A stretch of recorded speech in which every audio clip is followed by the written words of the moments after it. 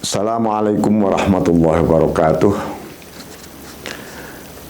Bismillahirrahmanirrahim. Alhamdulillahilladzi mala'a quluba awliya'i bimahabbatihi wa ikhtassa arwahahum bisyuhudi 'azamatihi wa hayya asrarahum lihamli a'ba'i ma'rifatihi. Allahumma shalli ala sayyidina Muhammadin abdika wa nabiyyika wa rasulika nabil ummi wa ala alihi wa sahbihi wa sallim tasliman biqadri 'azamati dzalika fi kulli waqtin wa hin, amma ba'd. Para pemirsa, mari kita lanjutkan ngaji kitab Al-Hikam. Kita sudah pada episode sekarang ini ke 128. Kebetulan ini bab mengenai satu hal yang sangat penting, yaitu mengenai tirai atau tutup yang sesungguhnya justru karena tutupnya Allah pada kita itu membawa berkah luar biasa, ya. Nah, yang seperti apa tutup yang membawa berkah luar biasa itu? Qala al-muallif rahimahullahu ta'ala wa nafa'ana bi ulumih wa maddana bi barakati fid darain amin. Bismillahirrahmanirrahim. Laula jamilu sidrihi lam yakun amalun ahlan lil qabul. Ya, kalau bukan karena indahnya tutupnya Allah, maka tak satu pun amal ini layak diterima oleh Allah. Jadi amaliyah kita ini kan kalau bisa diterima manakala ada semacam syarat diterima gitu loh. Syarat diterima itu adalah sirul ikhlas fiha, rahasia ikhlas. Bukan sekedar ikhlas saja, tapi rahasia ikhlas di balik amaliyah tadi. Nah, rahasia ikhlas itu adalah at-tabarri minal haul wal quwwah. Seseorang harus merasakan dalam dirinya bebas dari berdaya dan berupaya memiliki kekuatan apapun di dalam dirinya, netral dan fana semuanya, baru muncul rahasia ikhlas. Nah, bagaimana seseorang bisa meraih itu? Itu sangat sulit sekali, ya. Tetapi Allah akan menerima amal-amal hambanya justru dengan tutup. Allah menutupi dengan tutupnya yang indah sekali. Berupa apa? Ya berupa kebajikan-kebajikan yang diberikan oleh Allah kepada kita, kepada hati kita. Tutupnya Allah itu ya berupa riasan-riasan yang ada di dalam hati kita ini. Riasan, kemuliaan, akhlak, adab di hadapan Allah. Itu sesungguhnya adalah tutupnya Allah yang indah atau jamilu sitrih tadi. Jadi ini karena kita ini menghadap Allah, ibarat kita ini mau menghadap raja atau pimpinan negara kan harus punya performance, tampilan, cara jalan, sopan santun. Nah, rupanya manusia ini tidak memiliki, memang kita ini penuh dengan nafsu, syahwat, ada setannya juga. Bagaimana kita ini bisa diterima? Ya, kalau seorang raja tahu, gitu, orang yang dipanggil ini dalam jiwanya penuh dengan kejahatan, hawa nafsu, rekayasa, makar, ya pasti nggak diterima. Tetapi oleh sang raja, supaya pantas orang ini menghadap sang raja, oleh sang raja dibeliin pakaian yang bagus, dilatih jalan yang sopan. Itu karena kebajikan-kebajikan sang raja tadi, supaya bisa menghadap dan diterima di hadapan raja. Bukan gembel, bukan compang-camping. Nah, jiwa kita ini gembel banget, compang-camping sebenarnya. Nah, oleh karena itu Allah menutupi menutupi supaya kita layak menghadap Allah. Nah ini, jadi apa ya, cacat kita ditutup oleh Allah. Akhlak buruk kita ini kalau dihitung-hitung memiliki 100 lebih pointes, titik-titik besar yang menjadi potensi akhlak buruk kita. Nah itu kalau nggak ditutup Allah, maka seseorang tidak akan pernah berbuat baik. Benar-benar semuanya adalah mahdul ainayah, murni karena anugerah Allah, pertolongan Allah. Jadi ketika seseorang bisa berbuat baik dengan hati yang tulus, yang ikhlas, itu ya semata karena Allah sedang menutupi sebenarnya dengan anugerah-anugerah kebajikannya. Lalu hatinya menjadi jernih. Bismillahirrahmanirrahim. Maka itulah sebagian sufi, para sufi, salah seorang sufi lah mengatakan, sufi besar, ma hunaka illa fadluh wala na'ishu illa fi sidri. Di sana artinya seluruh kehidupan, kenikmatan yang diberikan kepada kita itu semuanya anugerah Allah. Tak lain adalah anugerah Allah, bukan usaha kita, bukan produksi manusia. Manusia itu nggak bisa memproduksi kebaikan. Al-hasanat kulluha minallah. Semua kebajikan itu dari Allah. Dan itu adalah tutup indah yang dipakaikan oleh Allah di dalam diri kita. Berupa pakaian-pakaian kebajikan tadi. Dan kita semua tidak bakal hidup kecuali dengan tutupnya Allah tadi. Di dunia maupun di akhirat. Ya. Coba, oleh karena itu Rasulullah SAW ya bersabda dalam hadisnya, al-bala wal hawa wasyahwatu ma'junatun bitini Adam. Bencana, kemudian hawa nafsu, syahwat, itu diolah, diaduk jadi adonan, menjadi bahan baku, dicampur dengan lempung atau tanah untuk menciptakan Adam itu. Jadi kita bisa membayangkan, ya, sedangkan Allah nggak bakal menerima hati hambanya yang dipenuhi dengan bencana spiritual, bencana ruhaniyah, berupa kezaliman, kefasikan, kemunafikan, ya, apalagi hawa nafsu, ambisi, hasrat. Ini semua lalu ditutupi oleh Allah gitu loh. Maka alhamdulillah kalau kita diajak baik ya harus direspon. Karena itu adalah pakaian indah dari Allah kepada kita.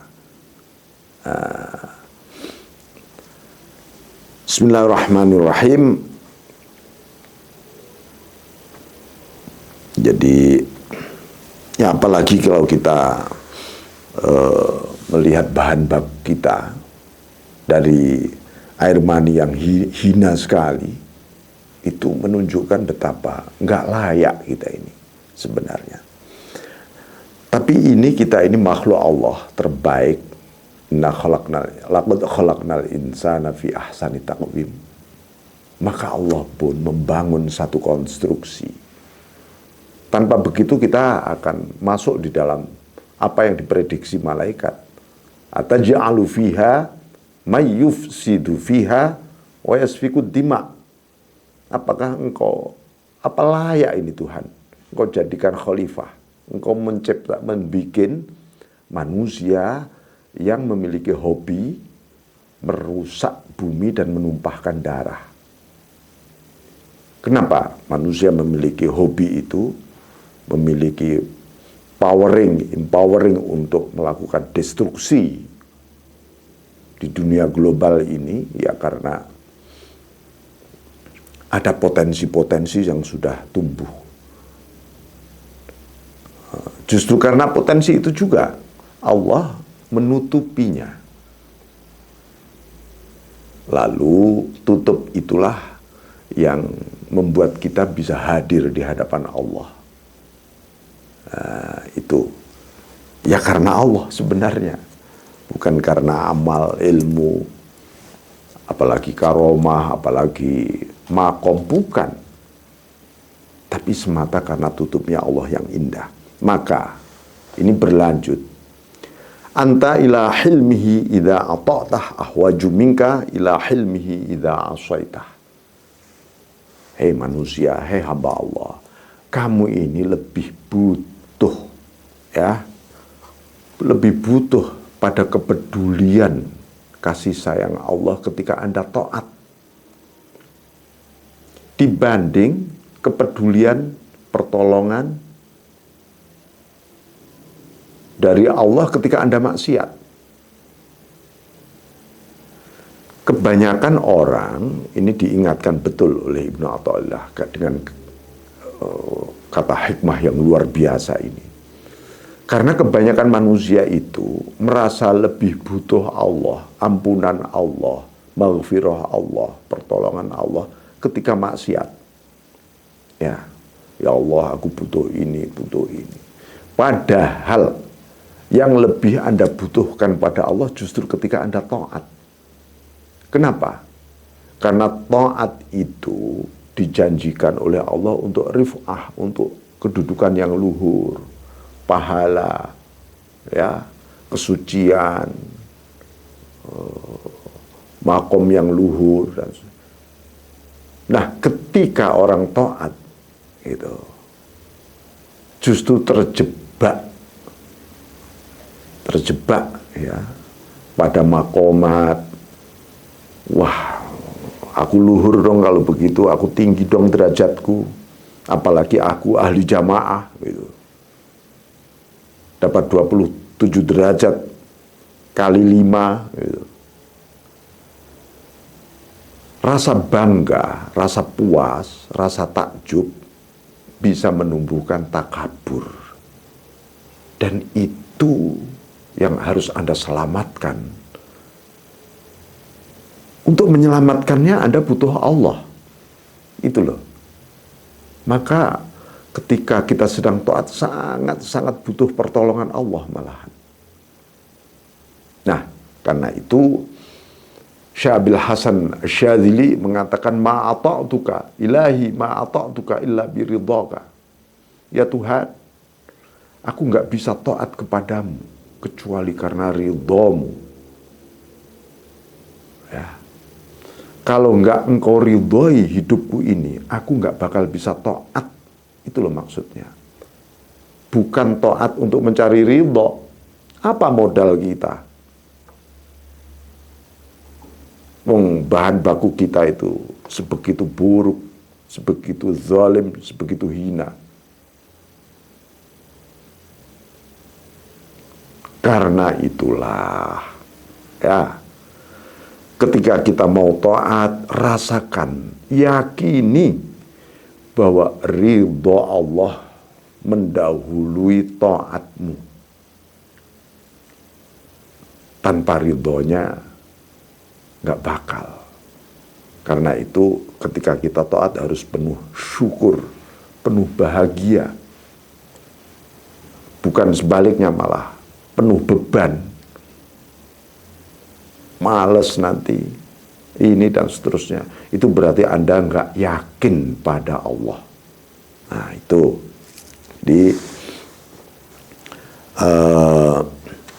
Sebaliknya ketika orang maksiat itu habis maksiat biasanya ya hatinya remuk redam kemudian taubat. Justru ketika dia seorang hamba itu bisa remuk redam, maka dalam hadis qudsi disebutkan ana indal munkasirati qulubuhum min ajli. Aku justru sangat dekat dengan hati orang-orang yang hatinya remuk redam demi aku, demi mendapatkan ampunanku, demi mendapatkan ridhoku. Nah ini, kebanyakan orang yang remuk redam di balik taat, langka sekali. Kebanyakan orang lupa ketika menghadap Allah, ketika taat, hatinya kan mestinya remuk redam, merasa hina, merasa nggak berdaya, merasa fakir betul kepada Allah, dan merasa lemah betul. Itu. Ini kalau kita survei nih ya umat Islam misalnya, berapa persen sebenarnya orang yang menghadap Allah ketika taat, sholat, zakat, puasa, haji, berbuat baik, apa saja, zikir, hatinya penuh remuk redam dan merasa sangat-sangat butuh kepada Allah. Dan betapa banyak malahan gitu loh ya, orang yang ahli ibadah hari ini merasa bangga dengan ibadah dan amalnya, ya, merasa takjub diri, ujungnya takabur, sombong atas ibadahnya. Itu kan sebenarnya menutup pintu surga Anda itu. Secuil sedikit saja kesombongan bisa menutup pintu surga, apalagi sombong di balik ibadah. Ya, maka tentu saja di depan disebutkan maksiatun auratat dzullan wahtiqaran khairun min ta'atin auratat izzan wastikbara. Maksiat yang melahirkan rasa hina dina di depan Allah itu lebih baik dibanding taatmu yang membuat Anda merasa mulia dan Anda merasa menjadi sombong nantinya akhirnya. Kritik Ibnu Athaillah secara rohani ini menjadi asesmen, evaluasi terhadap proses-proses spiritual kita. Gitu loh. Jadi itu saudara-saudara sekalian, semua ya kembali karena tutupnya Allah yang indah pada kita, maka bersyukurlah ketika taat. Ya, syukur, maka taatmu indah, menyenangkan, membahagiakanmu. Wallahu muwaffiq. Assalamualaikum warahmatullahi wabarakatuh.